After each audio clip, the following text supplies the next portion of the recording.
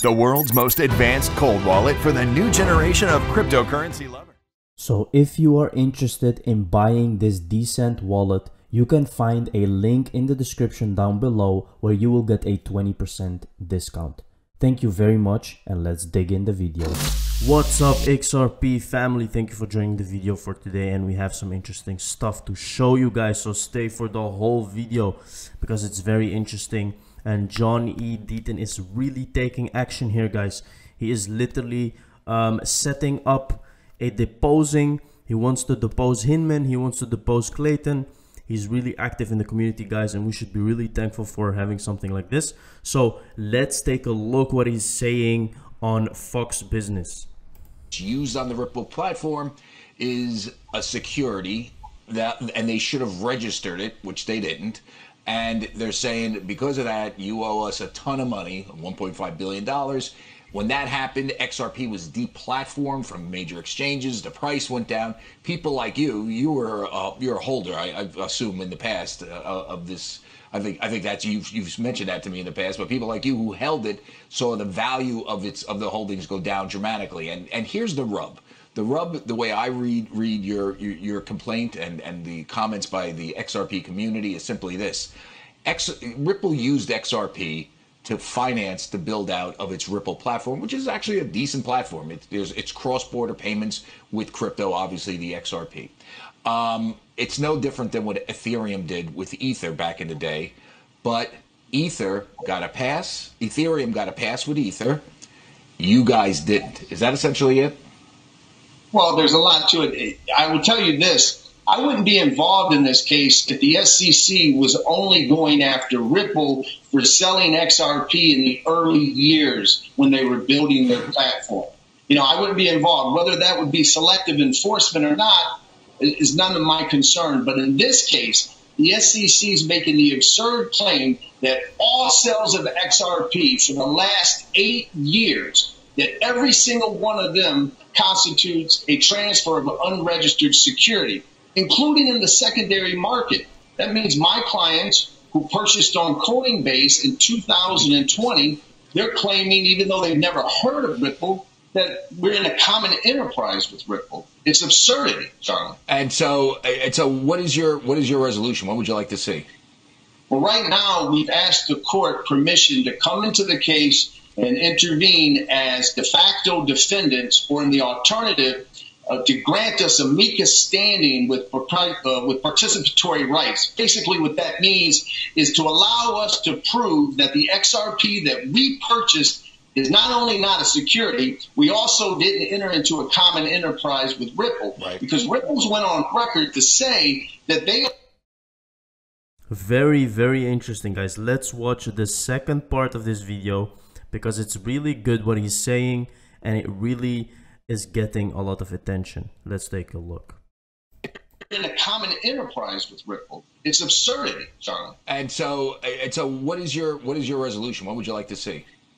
Well, right now we've asked the court permission to come into the case and intervene as de facto defendants, or in the alternative, to grant us amicus standing with participatory rights. Basically what that means is to allow us to prove that the XRP that we purchased is not only not a security, we also didn't enter into a common enterprise with Ripple. Right. Because Ripple's went on record to say that they owe nothing to XRP holders. They have shareholders, and the SEC is clearly not acting on our behalf. So we just want to speak for ourselves. You mentioned conflicts of interest. Okay, now this is where it gets interesting. Jay Clayton was the head of the SEC that brought the case. A guy named Bill Henman was then at the head of corporate finance for the SEC, who played a role, I guess, in the case. You believe that those two gentlemen, who by the way, we've reached out for comment, they say no, they don't want to come on. So just so you know, I've tried to get them to give their side of the story. You think that they filed these cases and they have huge conflicts of interest? Can you explain some of that? Sure. Well, here's what you have. You have Jay Clayton, who was the chairman of the SEC. His law firm represents Ethereum co-founders and competitors to Ripple.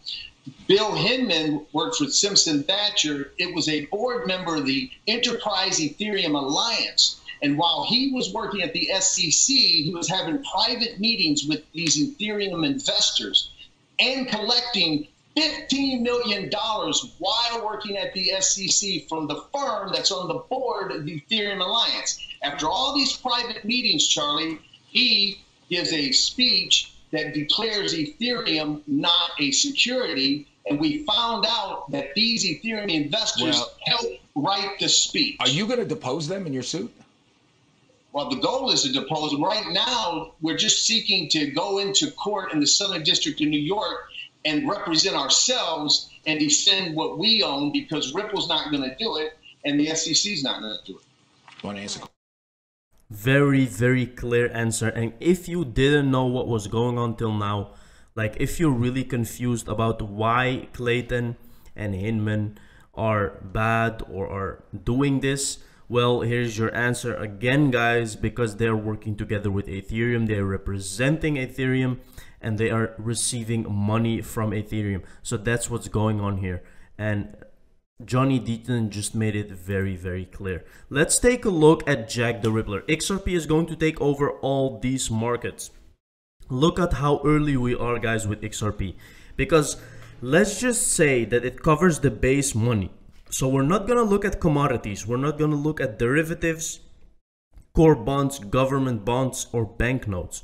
We're just going to look at base money. The lowest that you can see on this triangle. That's $14 trillion, guys, already giving XRP a value of $370.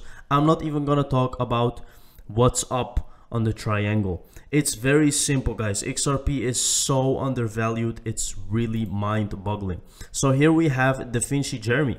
I want to know if the XRP army has realized they are on the wrong side. XRP is not decentralized and costs money to have an account. Bitcoin account is free. Now, this is really someone who is just so stupid, guys. Let's take a look, because he had a couple of replies from Bearable Bull, for example. You're a good person and I respect your intelligence, but you've been wrong about XRP in the past in saying they can shut down your account. This is incorrect. A few dollars to open an account is peanuts compared to BTC fees. I wish BTC holders held BTC to the same standard they hold XRP. So clearly, again, guys, can you see?